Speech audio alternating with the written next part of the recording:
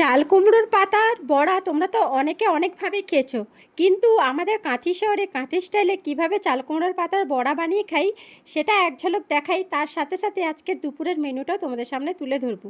By the way, এখানে কড়াইতে দেখতে পাচ্ছ কিছু মশলা আমরা এখানে ভেজে নিচ্ছি, মানে গরম করে নিচ্ছি। এখানে রাই আছে, লঙ্কা আছে, মানে কাঁচা লঙ্কা, দেন তার সাথে আছে পেঁয়াজ বাটা। এই সব মিশিয়ে কিন্তু কড়াইতে হালকাভাবে আমরা ফ্রাই করে নিচ্ছি, মানে একটু মশলাটার কাঁচা গন্ধ ছাড়া অবধি এখানে কিন্তু আমরা নাড়াচাড়া করে নিচ্ছি। আর এদিকে তোমাদের মাছ দেখালাম, ওটা কিন্তু পেঁয়াজ বাটা দিয়ে ভাজা হবে।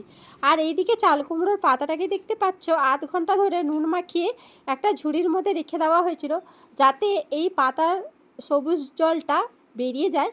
আর এই যে পাতাগুলো দেখতে পাচ্ছ, পেছনে যে শিরাটা থাকে, এই শিরাটা হালকাভাবে কিন্তু আমরা তুলে দিয়েছি। দেখতে পাচ্ছ এই যে মোটা শিরাটা, এটা আমরা তুলে দিয়েছি। তাই পাতাটা অনেক পরিমাণে নরম হয়ে গেছে। আর এদিকে মশলাটাও কষানো হয়ে গেছে। যেহেতু কাঁচা মশলা ভেতরে থাকলে না অনেক সময় কাঁচাই থেকে যায়। যাই হোক, এই যে দেখতে পাচ্ছ এই পুরগুলো পাতার মধ্যে রেডি করে নেওয়া হচ্ছে। হাতের সাহায্যে একটু হালকা হালকা পাতলা পাতলাভাবে শেপ তৈরি করে নেওয়া হচ্ছে। তো খুবই মশলা কিন্তু বেশি পরিমাণে দেওয়া যাবে না। এই যে চা চামচে 1 চামচ করে দিয়ে কিন্তু এই যে দেখো পাতাগুলো এইভাবে এফোল্ড ওফোল্ড করে একদম রেডি করে নেওয়া হচ্ছে। এটা না জাস্ট গরম গরম ভাতের সাথে জাস্ট জমে যায়। তো কারা কারা খেয়েছে অবশ্যই জানিও। এই যে দেখো আমার পুরো রেডি। আর এই যে প্যানটা দেখতে পাচ্ছ, এটা বহু পুরনো প্যান, তাই এরকম হয়ে গেছে। হালকা সর্ষের তেল দেওয়া হয়েছে, মানে খুব কম পরিমাণে সর্ষের তেল দিয়ে ওটাকে লো টু মিডিয়াম আঁচে এপিট ওপিট করে ভেজে নিতে হবে। তো আমরা সেইভাবে ভেজে নিব।